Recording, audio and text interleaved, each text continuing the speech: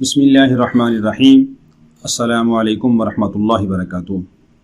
محترم ناظرین، آج کا مسئلہ ہے کہ اعوان برادری کو زکوٰۃ دینا جائز ہے یا نہیں۔ یہ مسئلہ بھی بڑا اہم مسئلہ ہے،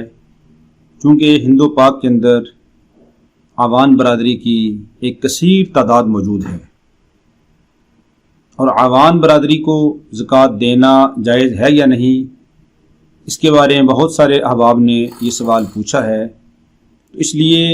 ضروری سمجھا کہ اس کا جواب بھی دیا جائے، تاکہ جن لوگوں کو اس مسئلہ کا علم نہیں ہے ان کو بھی اس مسئلہ کا علم ہو جائے۔ تو پہلی بات یہ ذہن نشین کر لیں کہ زکوٰۃ یہ مال کا میل کچیل ہوتا ہے، اور آقا نامدار صلی اللہ علیہ وسلم نے فرمایا، اس کا مفہوم ہے کہ آل نبی کے لیے، میری آل کے لیے زکوٰۃ کا مال لینا جائز نہیں ہے، حرام ہے، کیونکہ یہ مال کا میل کچیل ہے۔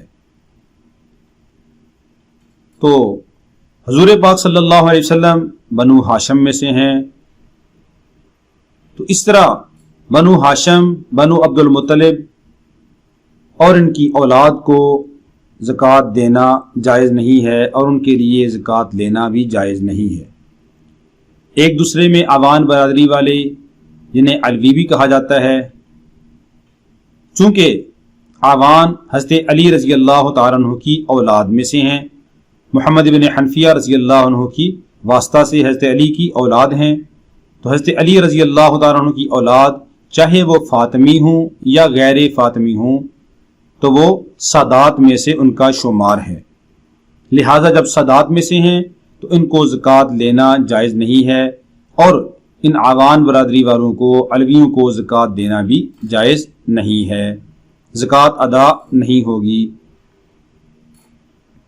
کیونکہ یہ 5 خاندان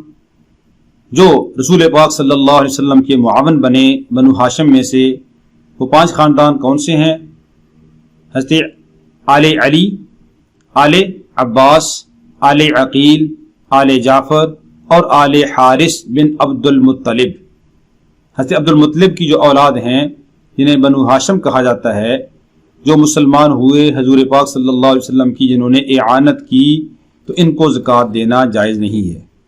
عبد المطلب کے بیٹے دوسرے جو مسلمان نہیں ہوئے، جیسے کہ ابو لہب مسلمان نہیں ہوا، اگر اس کی اولاد ہو تو ان کو زکوٰۃ دینا جائز ہے، وہ بنو ہاشم میں سے نہیں آئیں گے۔ لہٰذا اعوان برادری والے جہاں کہیں بھی ہوں، چونکہ ان کا سلسلہ نسب حضرت علی رضی اللہ تعالیٰ عنہ کی سے جا کے ملتا ہے، لہٰذا ان کے لیے زکوٰۃ کا مال لینا جائز نہیں ہے۔